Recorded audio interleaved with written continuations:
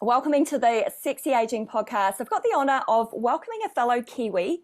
I'm just going to call her Kirsty because Kirsty's going to share her story. I'm putting her in the hot seat today with very little prompting. But that's sometimes what I love about this opportunity, to get to know other women in the space. Obviously, the topic of menopause will come up because that's something that we've both bonded over. But you've got a long history in wellness, and I'm just going to drop it there, Kirsty, and let you go for it. And she's like, now, where do I start? Goodness me, well, my son's 23, so let's go back 23 years. Yeah, okay, let's do it. I was married to a lovely man who was in the British Army. And we we had been living in Cyprus, and we went to Germany, which is where I had my son. Now, obviously, when you're traveling with military, there are limited job opportunities. So I was lucky enough to work for the Ministry of Defence while I was in Germany for 4 years, and I used to organise all the adventure training for all the troops down in Bavaria. But as I said, jobs were limited, and then I had my son, and I was like, okay, well now what do I do? It's kind of hard going back, and also you've got to remember I'm in a non-English speaking country as well, so that makes it even more limiting. So back then, like 23 years ago, it was very trendy to become a beautician and a nail tech. It was just, that's what all the girls did. So that's exactly what I did. I trained and became a beautician. Then we moved back to and I worked with just a separate clinic from home. So it was great. And then we went back to the UK. And then I became a nail technician as well, and then ran both of those side by side again from home. Then in 2004, we came to Australia, and I actually brought a clinic here on the Gold Coast. And then classic, I suppose the classic mistake that a lot of people get stung with when they come from overseas to Australia. There certainly was 15 years ago, quite a few sharks here on the coast. So I got burnt quite badly with that, with the salon I was in, actually sold the whole salon with my business in it and locked the doors, and I lost that. So it was kind of like, okay, well, now what? So I went back to working from home, which is always preferable because it's so flexible.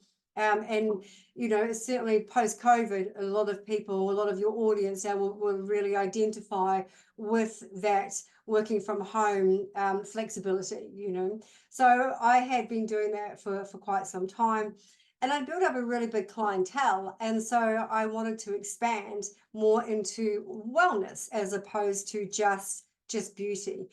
And I don't know what it was that brought me to this, because it's the weirdest thing, as I decided I wanted to become a colon hydrotherapist. Okay, was it trending then, or is it? No, I don't. Okay. No, not really. I just knew that there was a lot of health benefits with that, and I suppose even though I wasn't and had no health qualification at the time, I had obviously all my clients were female, and as women, it's like going to the hairdresser, going to Yeah. we talk, we talk about everything that's going on in our lives, especially health. Yeah. And so one of the common things that I was hearing a lot of the time was women with gut health conditions, bloating, IBS, this is when celiac and gluten was becoming, quite prominent. And so I decided to do that. A girlfriend of mine, it was also, so this is around 2008, so it's just post the crash. So many people have lost their jobs. A girlfriend of mine also had lost her job as a bookkeeper. And so we both did the course together, and we opened up a clinic.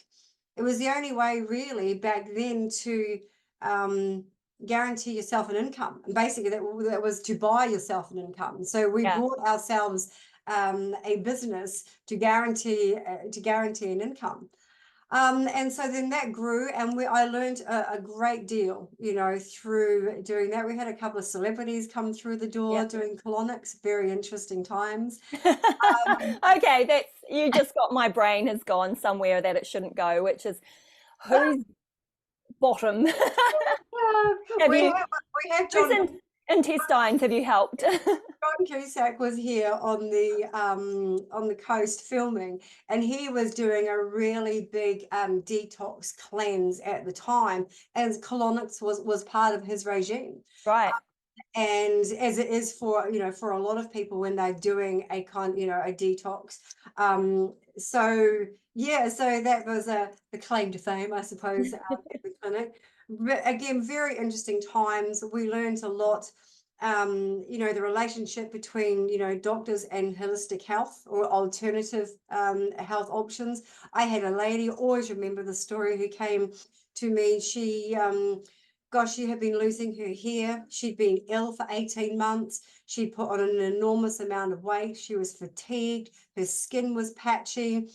And as I got talking to her through her series of colonics, she said that she'd been to Bali about 18 months ago, and she'd picked, when she came back, she wasn't well. She got Bali belly, but when Right. she came back, she wasn't well. She went to the doctor 6 times over this 18-month period.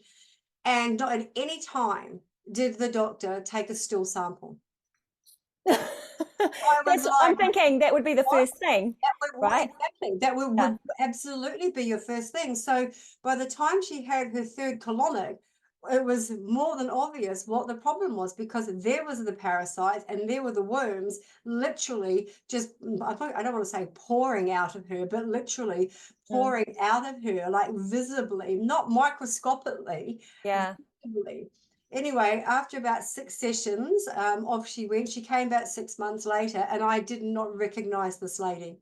I absolutely did not recognize her at all. She looked completely different, and she'd walk back in to thank us because we had got rid of the parasites and the toxicity that was in her colon that was causing the fatigue, the weight gain, and all the other symptoms, purely because she had these parasites and the doctor had not done a stool sample in 18 months post her Bali trip. There's been a few studies and stuff that have come out this year in the last few months that talks about the power of the placebo.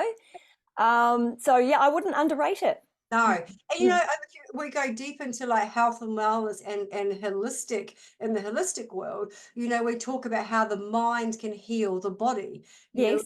Lots of things have been done, and you've got some health gurus out there that will swear that the brain can heal organs, sick organs, that can revitalize organs. We've seen celebrities that go around and say that they talk to their organs, because the brain is connected to our body. Like, it does make sense. Yeah. If you buy into it. So well, I think I instead of buying into it, I want to reframe that, because I agree. So yes. what I hear and what I know from personal practice is I can decrease my anxiety levels very quickly within 10 minutes just by breathing. Yes. Right? So that's a really simplistic way of me taking control of my mental state by doing something physical that actually changes my state.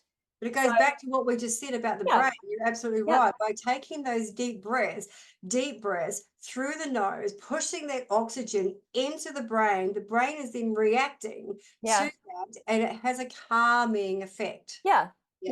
And that's no placebo. That works. Okay, I want to change tact on your weight loss drug. So I don't think things are so different today, because obviously we've got Ozempic now. Yes. Yeah. And I'm just watching a lot of the research data and stuff coming out about it, and I'm staying up to speed with the nutritionists around it. So, it'll be very interesting to see where this goes. But yeah, I think that the latest research from nutritionists on Ozempic has indicated that the weight loss is predominantly muscle loss, which is not good. Yeah. Okay. Interesting. Yeah. But if you are a diabetic and you are struggling, yes, and sometimes you just need a little lift, like I'm kind of like, well, maybe this could be it. And for a lot of people, it has been a wonder drug, I guess. It has been the little kick. So Yeah. Probably And you know nothing. what it comes down to, there's never one size fits all for Yeah, everyone. And what that's might right. work for me could be nothing more than a placebo for you, Yeah, and vice versa. I've known that having done this for 12 years and 27 SKUs later, the turmeric being obviously one of my biggest sellers of the decade. But yeah, you does even though granted it does work for most people, I've got over yeah, 200,000 customers that yeah. say I want that. to talk about turmeric. Can Even we? my own grandmother, we Yeah. managed to have her knee surgery for nearly 3 years, from taking turmeric. I have got so many turmeric stories. There's certainly it's no placebo Yeah. in Well, my turmeric. husband's a huge fan. Oh, Yeah, okay. he's a huge fan, and we've always been advocates for a natural, healthy lifestyle, doing what you can with what you have Yes. before you need to go and, seek medical support as well. So I've always been about that. Like, what can you do naturally that's going to support you in a really healthful way? And if you need more, because it's not quite working for you, then you should investigate that, especially if it's affecting you on the day to day, That's you know. right. Yeah, So yeah, that's we're huge advocates of turmeric, by the way. well, it's funny how this is so going from the clinic. This is Yeah. how I got into turmeric. You Yes. see, was because what I was seeing a lot from women, again, as I'm extracting, if I'm allowed to say it, shit, Yeah. I'm extracting, but the biggest issue really was digestion, inflammation, like Yes. IBS, Yeah. bloating, and obviously, not obviously, but a lot of my clientele were over 40. All right. Yeah. So in that over 40 age group, they were dealing a lot with inflammation of the joints. So Which is linked to changing hormone status. yes, changing hormones status. A lot of people going through hormones think, sometimes get misdiagnosed as having Yeah. arthritis or Yeah. osteoarthritis, when actually it's just a change in hormones. But we can come to that later. So that's kind of what I was constantly surrounded with. Now, bear in mind, I'm not a health professional, and I have no, medical degree or training. I was literally just going off what I was hearing.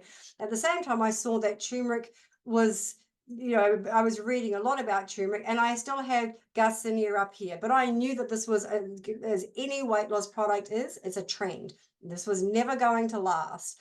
It lasted a lot longer than we thought it was going to, but still, I knew. So I was then looking for something else that I could now bring into this new e-commerce space that I had just learned about and was really enjoying it. I was back working from home, Yeah. and I was really enjoying, like, learning what e-commerce, because again, this was in the e-commerce infancy. And so I created Turmeric Australia, and we started doing that properly as a proper e-commerce store with actual advertising plans, etc., etc. And it just kind of grew its own legs, because we were able to reach so many people for the first time, because Facebook was still growing, Yeah. again, 12 years ago, Yeah. so it was still growing. Yeah. uh, Kirsty, so for the listeners that aren't familiar with the benefits of turmeric, would you just want to share with us yeah, the absolutely. upsides? Turmeric, which has been around since forever, Yeah. has been used as a natural anti-inflammatory for thousands of years in nearly every type of medicine, whether it be Mm. Chinese, traditional, Western, or Ayurvedic medicine, as a natural anti-inflammatory. It's probably one of the most highly um, clinical studies. Sorry, one of the most highly studied natural herb in clinical studies as well. If you go onto the NCIB website, there's over 5,000 excerpts of clinical studies, research, peer-reviewed papers as well on turmeric, and mainly its active ingredient curcumin, Yeah. which is the curcuminoids that are in curcumin, which is where the anti-inflammatory properties come from. So it's been used a great deal in cancer research. It's actually a very common cancer treatment, like high potency curcumin, for debilitating pain, joint health, and tumor reduction. So I wanted something that wasn't going to be a fad. That's something that wasn't going to be trendy. I wanted something that had, you know, a really good history of being able to heal, and something that I was going to be able to, something that had credibility, you Yeah. know, and something that I didn't have to oversell. And so what we had to do at this point is we had to teach the Western world that turmeric was not just something you added to a curry. Yeah. So it was a really big educational process. And so we set about educating the public. We wrote hundreds and hundreds and hundreds of blogs about the benefits of turmeric and curcumin. And back then we were allowed to cite all the studies and provide the links for people to read about all the benefits that this had to offer, which of course you're not allowed to do. You're not allowed to do these days. So we were allowed to do a lot more and share a lot more to help educate them. And then, of course, like anything, just like when I did Garcinia, when something popular happens, everybody jumps on the bandwagon, and before you know it, every company that made supplements was now making a turmeric and a curcumin supplement. It's true. So, Kirsty, I think it's fair to say that you're a trend spotter. Well, I'm hoping so. Yeah, which is kind of good because that brings us into menopause, which is having its moment. It's trending, it's hot right now. Yeah. And it's really because women like us have come to this stage of life and gone, literally, what the heck is this? And why do I not know anything? Exactly right. So what happened, like turmeric was going along quite nicely. It was under the Nature's Help brand, and I wanted to redo Nature's Help, and I was looking for something. And every time I looked at something, I couldn't find anything that had enough credibility, that I didn't really want to put my name to, and I thought it had no longevity. And that in 8 years, I couldn't find anything. Wow. And Okay. then in 8 years, I got 8 years older, and I was now 48. And I was kind of like, I've aged like 10 years with this, and my body was starting to change. And I really wasn't aware, I was still in denial that actually I was, closer to 50 rather than being 40. But what happened was the conversation around me changed. I would sit around with my girlfriends and we'd sit talk about holidays and, wine and kids. And it was like, oh my God, is anybody having a hot flush and they're fanning themselves and they're talking about moods and husbands and relationships and emotions and crying and fatigue. And my goodness, I can go on for the other like 40 odd Weight gain. the weight gain Mm. that they were experiencing. And and they were coming to me going, well, this is what you do, isn't it, Kirsty? Like you fix things. I was like, Fix us, Kirsty. but and obviously because it's most of the women that I know, before reaching for pharmaceuticals or going to the doctors, they are looking for natural therapies, Yeah. natural options, first Yeah. and foremost. So that was why they came to me, and I was just like really brazen. I was like, I'll find you something. It's all right. I'll go do some research for you. I know where to look. I know what studies to look up. I will go and find you something. Okay. And this is where my journey began. Yes. Because guess what? And here we are. Guess what I found? Nothing. Yeah.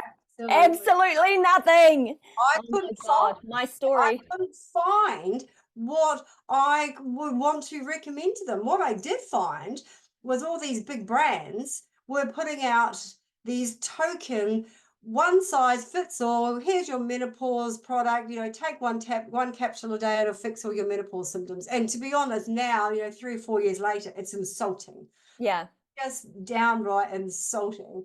And I was just like, well, someone has to have a menopause range. Surely they do. You can't expect to, with all the symptoms, to have all of these. How big would a capsule have to be? To capture the 35 known symptoms. So we pulled it back and we did surveys and we said, right, we went out to them and said, right, what are your key issues? So we went out, even though there's, nearly 40 of them, we nailed it down to about seven key problems or symptoms, sorry, that women wanted to deal with straight away. Obviously, hot flushes was number one. There was weight gain, libido, stress and anxiety, brain fog. My goodness, brain fog. I mean, that should be at the top of the list. Metabolism and fatigue. So what we then did was we got a group of naturopaths together, and what we did was we looked at history. We looked at what all the ancient wise ones, for want of a better word, what they used back in time to help women through this time. Now, here's a really interesting point about this, Tracy, is that we couldn't really look at Western medicine. And the reason for that was because really, up until the 1800s, Western women didn't live until they were like 55, 60 years old. We didn't live that long.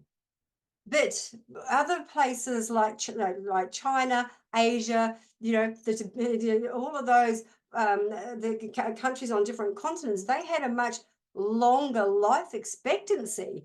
And so that's why they had these herbs that were able to treat women when they were going through it, because they simply had a longer lifespan than we did here. That's really interesting that you say that. So this podcast has taken me on a journey through many different thought processes around menopause, both medical, natural, personal, relational, like the whole thing. And so I'm constantly looking out and keeping my ears and eyes open for anything that's going to help women understand the stage of life. And one of the things that I've picked up recently is we often do talk about how women didn't live to be a certain age to be able to record their menopause symptoms and tell us, oh, okay, so at this stage of life, I had menopause and this is what I did about it. So we're saying that women didn't make it to a certain age. But here's another thing to consider is also during the 1800s, the birth rate and the precedence of birthing wasn't so good.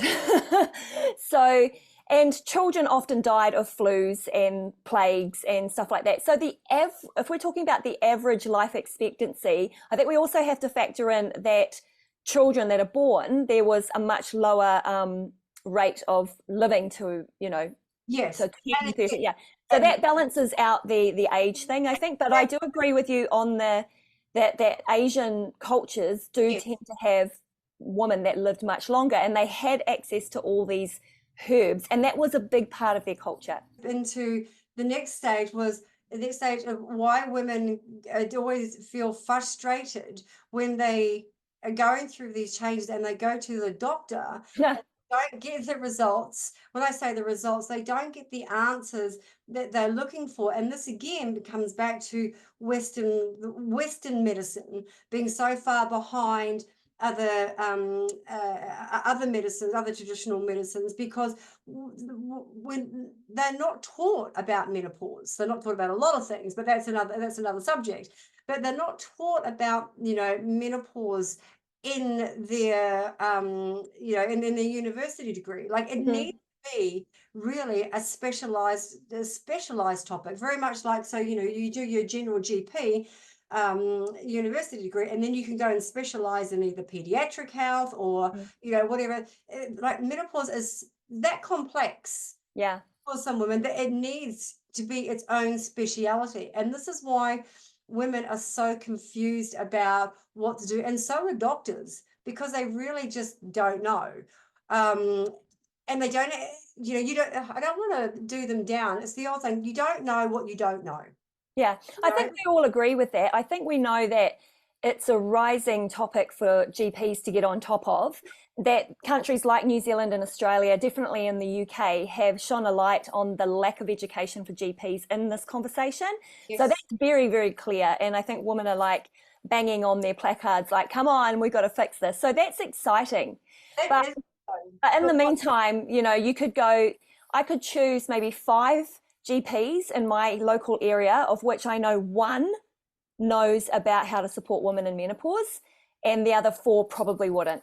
Yeah, and I would say that's common, Yeah. again, to nearly every woman that I speak to, and obviously my customers as well, and they are frustrated that the only option that seems to be given to them is HRT. Mm-hmm. Now, whether, yes, there's been controversy around it. Some will say there's a risk, some will say there isn't. That's a separate topic, and it's a whole podcast really on its own, because we can go, we can go completely left of center with that. But the point is with that is that women are not feeling that they're not being heard when they Yeah. go to a GP and they say, like, here, have a patch. And I go, I don't want a patch. Is there something else? No, there's nothing else. Well, what about a natural remedy? They don't work. And they just poo-poo literally anything that's natural or holistic. And so women come away frustrated and end up a lot of the time not taking HRT and then suffering unnecessarily because no one else has given them a secondary option. No one else is giving them a choice. It's like, because, big pharma, is pushing for doctors to, push HRT, then we're getting really shunned and shut out of the conversation. Okay, so you know that I'm on HRT, right? Because I think I've told you before. Yeah. But I have said this multiple times that I believe that the foundations of supporting my menopause symptoms comes through healthy lifestyle. Yep. And there were some symptoms that I just couldn't get on top of. Yep. And I felt like it was in my best interest to look at HRT if I'm going to have a podcast that talks about all the options. Right? Yep. Then I am going to try this. And for me, it's been great. But Yep. I'm still really open to all the buffet of options. And I believe this is what we want to educate, right? And that's what I love about you. And that's the whole reason for that, because we're not anti-HRT at all. Yeah. No, we're not. And I'm not anti-natural. It's all because I actually naturally gravitate towards a Yep. natural healing protocol. I prefer to get my healing through food, like I do. And when I'm eating food, I'm thinking about the goodness of this. This is anti-inflammatory. This is good for my joints. This olive oil, I'm just going to add a little bit extra. Like I'm thinking like that. It's really funny because it's really funny you say that, because it surprises me how much people still don't realize how every all the food that we eat has a relationship to the body. Walnuts for the brain, tomatoes for the heart, avocado for the womb, celery for your bones, all of that kind of thing, which is really interesting. So I've never advocated being against HRT. What I do, having been in nutraceuticals and obviously having turmeric, it was all about providing women a choice. Yes. And the great thing is, you can take our products with HRT. Yeah, as I do. Both. Yeah. And the other thing was, what I wanted to do was I wanted to provide a natural solution for women with mild to moderate symptoms. Because I will be completely honest with you, if you've got severe symptoms, I probably can't, my product will not, I shouldn't say they won't be able to help you, but they're not going to be what you need to get that relief. This is why sometimes starting on HRT is probably, could be your best course. And then you can implement both. But certainly for mild to moderate symptoms, this was what the menopause range was created for, and to give women the choice. I really love that, Kirsty. Yeah, that really resonates with me. But I'm also thinking about the postmenopausal woman, to be honest, because, there'll be a certain time where, doctors do recommend that you stop HRT after 5 years, and that's yet to be investigated further. But there's also women that have come through menopause that have never had HRT, but still maybe have those moderate to mild symptoms. Yes. And they haven't had anything. It's incredible the numbers and women and inquiries that we get saying, can we take this post-menopause? I'm 73. I'm still getting hot flashes. Yeah. And I tell you what else is really, really popular in our range with that post-menopausal group is Menopause, because as we age, and because Alzheimer's and dementia, is, has really gone through the roof. I know, Yeah. gone through the roof.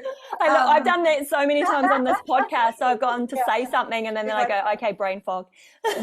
Women are very, very conscious of their cognitive health. Yeah. And this is where herbs, traditional herbs, can be really helpful in those postmenopausal postmenopausal years.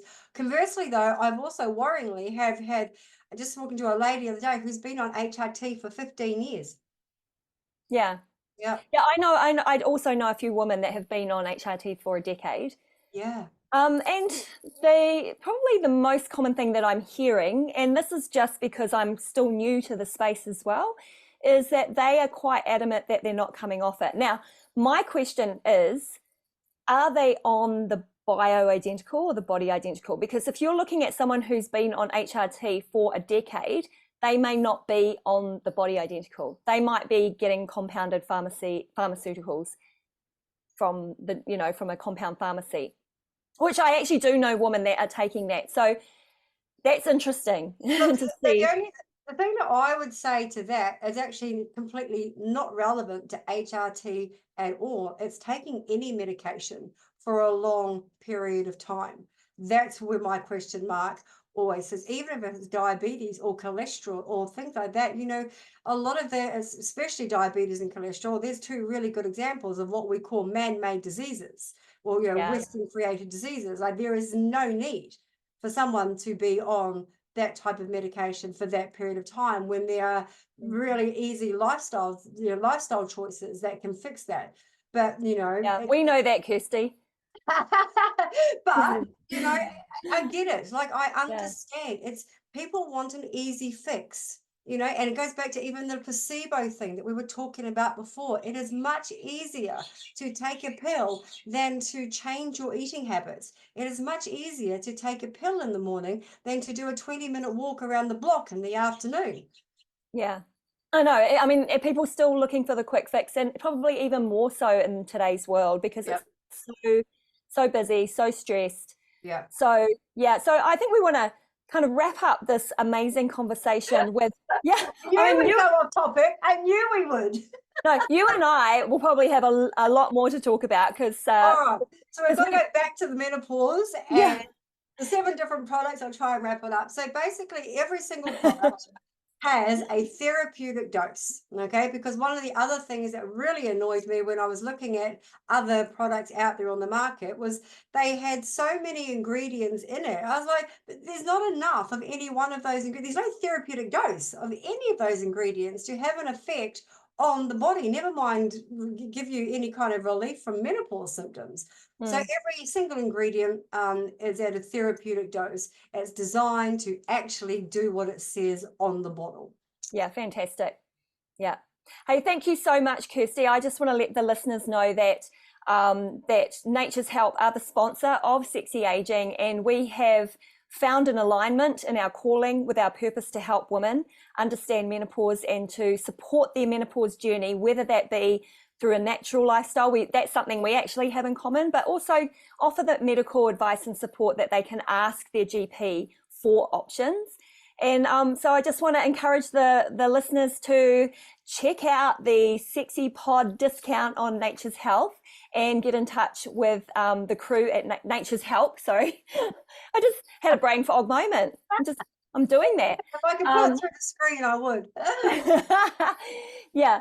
And then, just to reach out to the crew, because you can actually get individualized conversation with someone. That's something that an in-house naturopath as well. Make those decisions and choices. So it's not just a screen that you go in and type in and go, okay, I think I'll buy that. You can actually have a conversation with someone that's going to guide you to the best support mechanisms for you. So I love what you're doing, Kirsty, and let's get in touch again soon. All right, then. Thanks for listening to my story.